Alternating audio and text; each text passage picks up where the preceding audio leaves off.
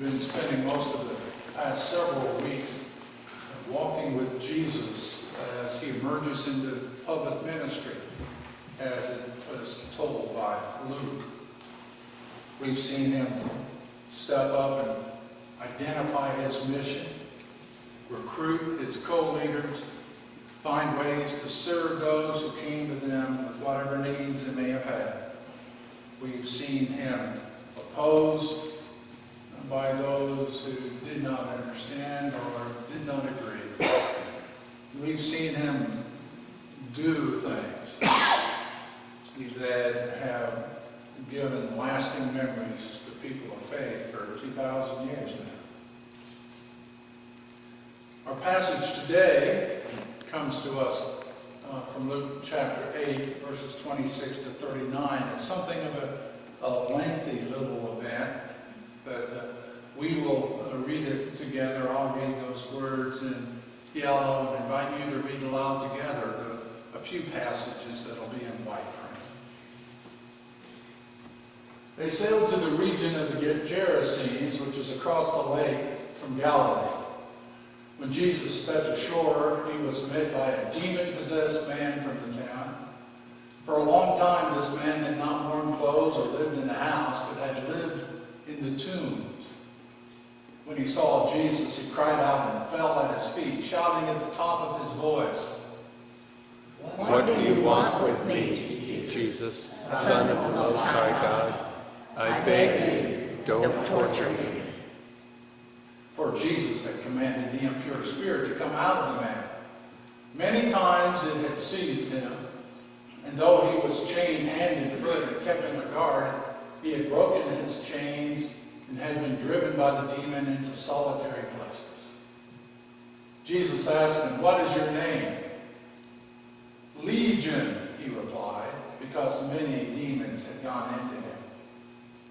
And they begged Jesus repeatedly not to order them to go into the abyss.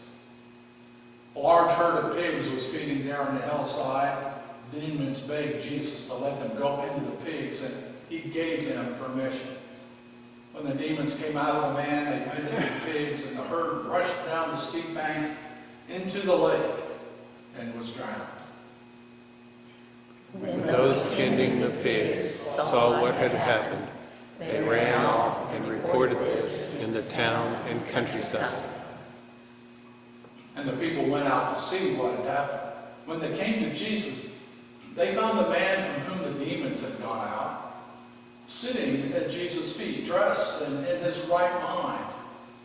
And they were afraid. Those who had seen it told the people how the demon-possessed man had been cured. Then all the people of the region of the Gerasenes asked Jesus to leave them, because they were overcome with fear. So he got into the boat and left. The man from whom the demons had gone out begged to go with him, but Jesus sent him away, saying, "Return home and tell how much God has done for you." So the man went away and told all over town how much Jesus had done for him.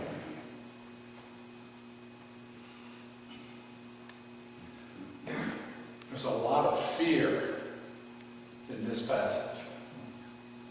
Fear, fear, fear. In fact, to be honest, it's not a really popular passage to be shared in messages across the country.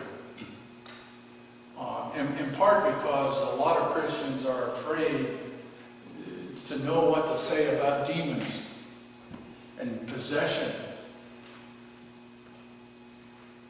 And there is a great deal of variety in people's understandings of demonic possession. And we get caught up in all of that, we get nowhere. Some people say, well, of course, Jesus and people of his time believed in demons, they were primitive. We would understand it to be some sort of psychological, some sort of mental illness, some sort of brain disease, something that caused this man to be so erratic and so distressed. Others will say, well, no, it's demons because the Bible says it's demons. And all we do is talk about that. People are afraid of talking about that. But no fear today, I'm going to dodge that altogether. A great amount of fear. These people were afraid of this man, this outcast, who did not conform to their social norms, who was unpredictable, probably unhealthy, a little dangerous, or at least frightening. They liked to keep him chained if they could, and certainly out of sight as best they can. Civilization hasn't changed much there. We can keep undesirables out of sight, more power to us. Jesus came upon them, and what would you say? He saw the child of God behind the madness. He saw something he could do something about. He saw someone he could care about. He saw someone that no one else was going to do anything for. He saw the person that no one else wanted to see. And he cared for them. He brought this man back to his senses somehow by God's grace. Who's to say how anyone is ever healed?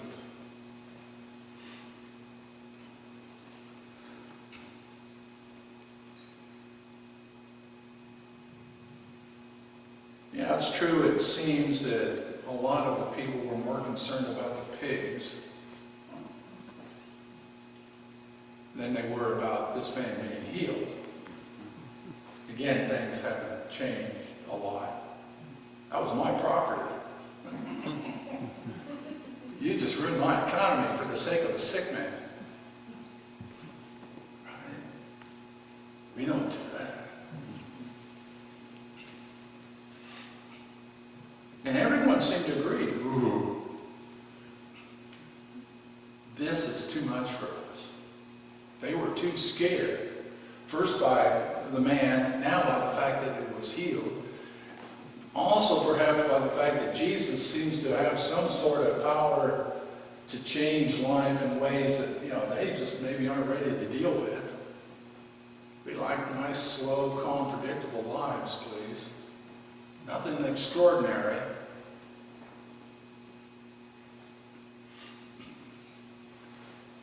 Scared by the man, scared by Jesus, scared by the healing. So scared they say, hey, please leave. The scariest thing of all, from my way of thinking, he got into the boat and he left.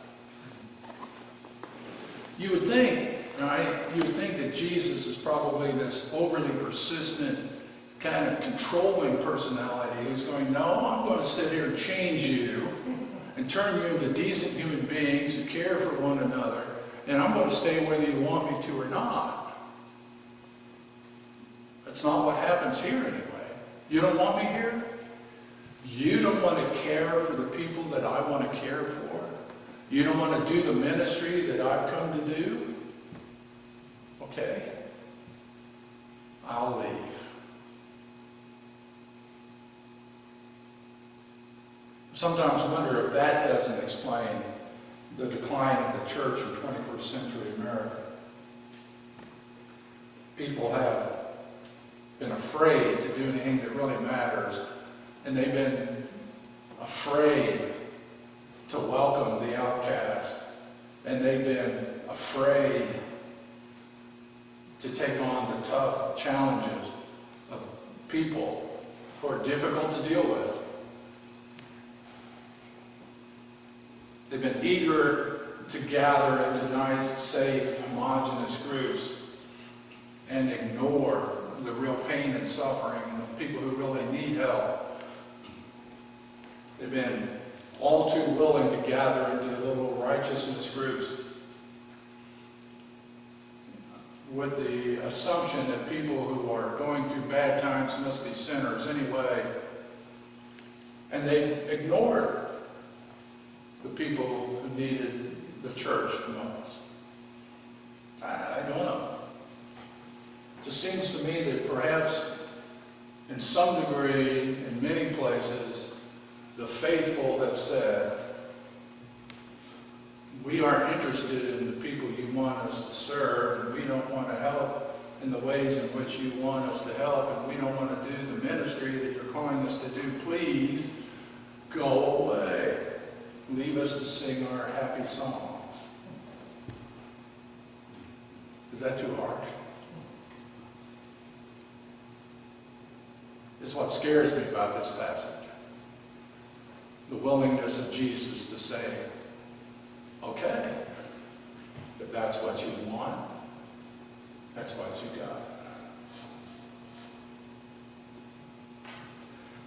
I dodged this whole concept of whether he's demon-possessed and whether you believe in demons or don't believe in demons and what that says about your attitude about Scripture. Because to me, the demon-possessed man is just any undesirable, so labeled by so many of us. So this man is those people that are hard to reach, that have problems we don't know how to solve or aren't willing to take on. The people that are often judged as having brought it on themselves. The people who make life a little more difficult and a little less beautiful. The ones that we want to try to keep out of mind, if possible, out of sight.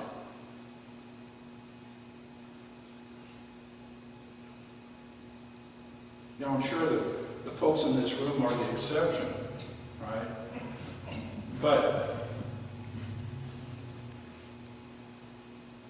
every time this nation experiences a mass shooting in a school, at a concert, in a nightclub, in a mall, in a church, suddenly we're all aware that there is a serious lack of care for the mentally ill.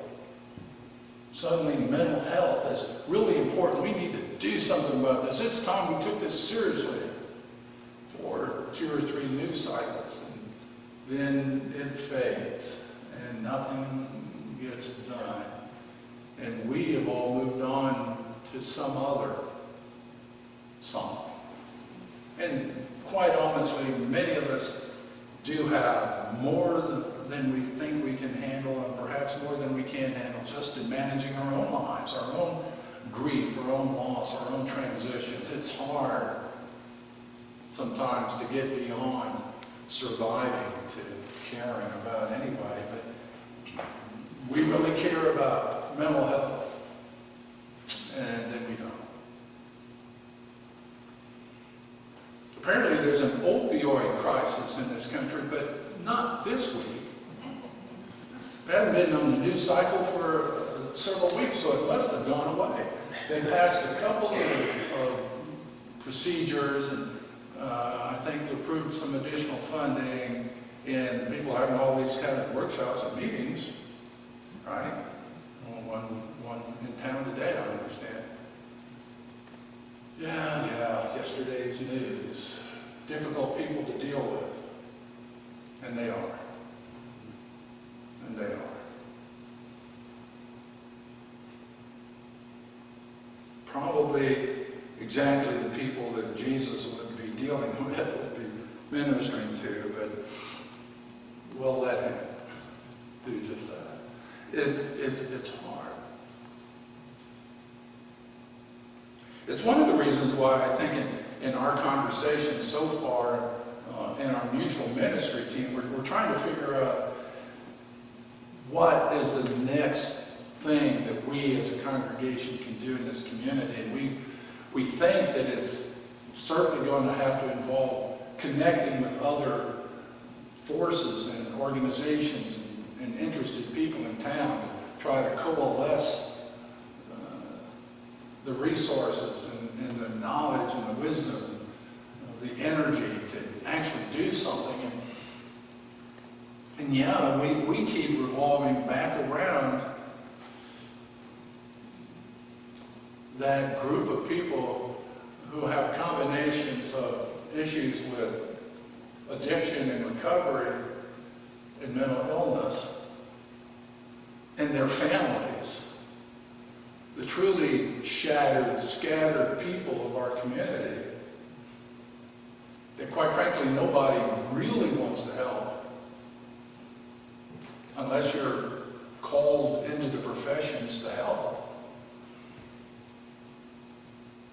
And it's not necessarily because we're indifferent. It's because we just don't think we know what to do. To me, the greatest gift that Christ can give the church, the greatest gift that ministry can offer members of the congregation, is to allow them somehow to do something about someone they care about. We're wonderful at loving each other because we seem to know how. When there are no words, we send a card, we offer a hug, we shake hands, we offer a prayer. We have some idea of how to love each other through crisis and concern and transition. But we look into the community and we see these problems that it's so much easier to ignore. Because if you take them too seriously, it keeps you up at night. Families being destroyed because it's so difficult to even help them figure out what they need. And so I think it is a congregational heroic journey to try to discover if there's something we can do, if we can play a small part in an effort among giants, if we can help focus some attention, if we can help people gain some understanding, we can just allow this community to care a little bit more and to give up a little less easily. And not send Jesus away in the boat. We can just help people somehow pull together the resources to say, this is what we can do, and we're going to do what we can do. Then, not only do those people who get some help, who get some support, who get some guidance, not only do they find better lives, but we do too. Because somewhere in our hearts we know who called us, and we know what we are meant to do, and we certainly understand that the suffering people of our community have to be our first priority if we can just figure out what to do about it. As it turns out, if that were an easy task, I think people would have been doing it long ago. And so it's taking us some time to try to put that together, to try to think about it, to try to organize it. And we're going through a very deliberate process, and we're still pulling together ideas and getting moved in that direction. So we're going to still count on your prayerful support and you're responding whenever the next time we decide to ask you some questions or seek your input to help us think this through. But so far, what we've already asked you and what you told us is that we do want to be people who make a real difference in the lives of real people. We want to make a real difference. We maybe just aren't sure how. And that's what we're hoping to discover. Instead of asking Jesus to leave, we're inviting him over. They come sit down and help us provide ministry to the people that scare everyone else away.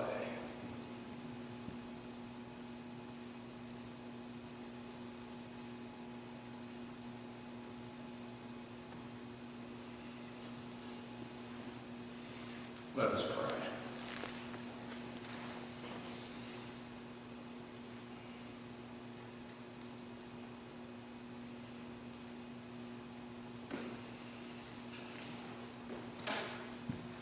We're so very grateful, God,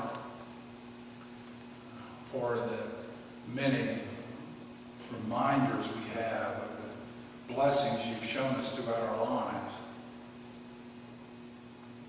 Not only the ways in which you've comforted us, and helped us find healing, and helped us somehow keep moving forward, but in the ways you've come to us with challenges to help us see that we are more gifted than we thought, that we have greater resources than we realized, that we have more to offer the kingdom of God than we might have understood.